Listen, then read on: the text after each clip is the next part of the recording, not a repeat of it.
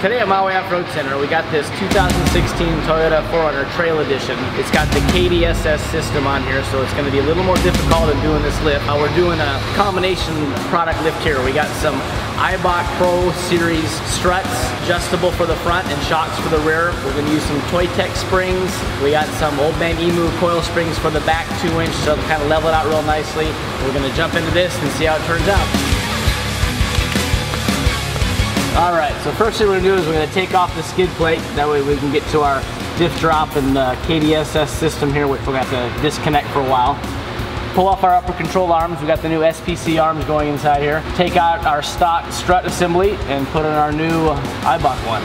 And one thing to mention here, if you're doing a lift on this, whether a 2-inch, 3-inch, whatever, it's a good time to change your upper control arms at the same time. One, you have things all apart, a little easier to get to, and gives for a little bit better ride and better alignment angles. You go with the SPC adjustable control arms.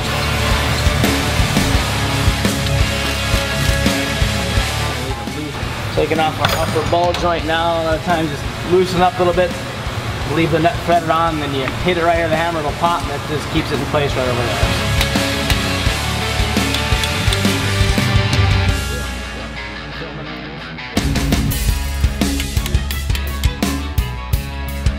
Here we got the factory spring, and this is the Toytec spring.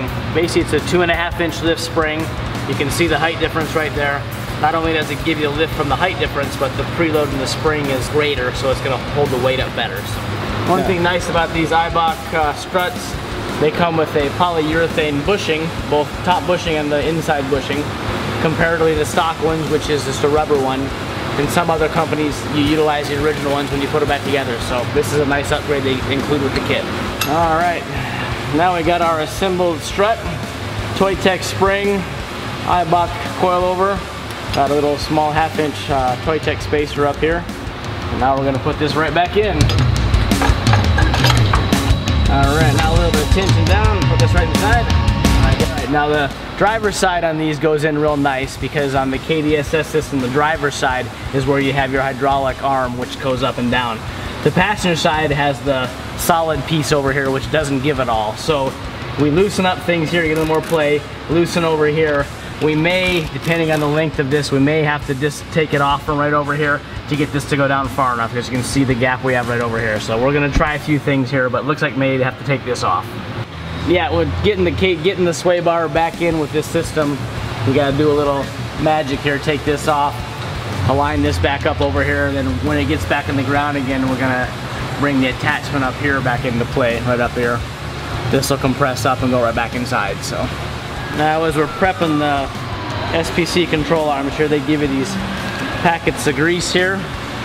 High performance bushing lubricant, good stuff here. I say apply liberally, so we'll give it a lot inside here. And we'll take our sleeve here, and because of how nice and greased up it is, you just slide right inside. And you'll get a lot of extra grease come out this side. Just clean it up.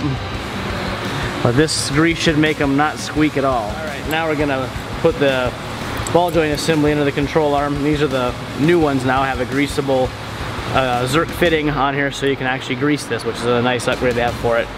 And basically, when you have a 2 to 3-inch lift, on their instruction sheet they have a little diagram that shows you different settings, and you want to go +2 on the caster, which it does reference that in the instruction sheet here, but that's a good initial setting until you take it to your alignment place to get it aligned.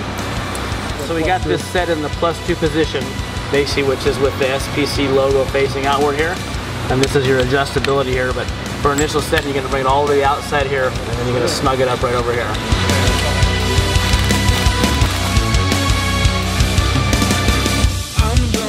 Far behind on what once was mine. All right, now we're putting the tie rod ends back in after we got it, the KDSS attached over here, jacked it up, compressed the spring some so we can tighten up the ball joints, put the tie rod ends in.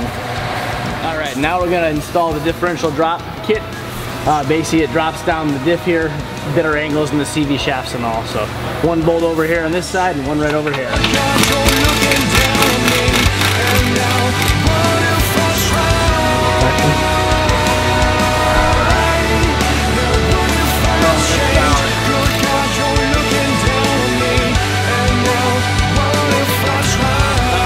and the rear now. The front's all finished up. We got to remove the shocks, remove the coil springs, which we're going to change out. And to do so, a couple brackets got to take out here, holding the emergency brake cables on.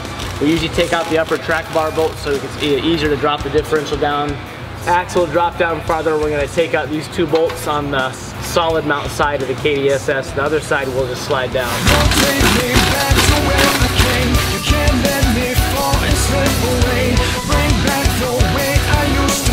When you're putting the coil springs in, just make sure on the lower side you get your perch lined up with the notch in the spring all the way in the groove there.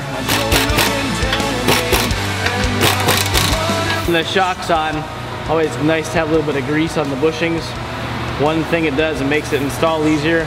Another thing it does is make it not have the urethane squeak.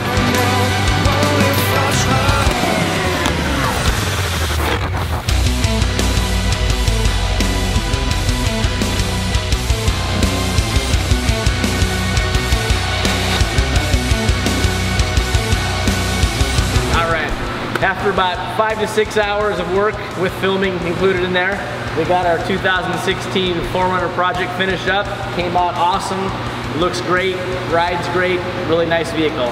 Special thanks to Eibach and SPC for hooking us up with their product. Really works great. Thank you guys very much.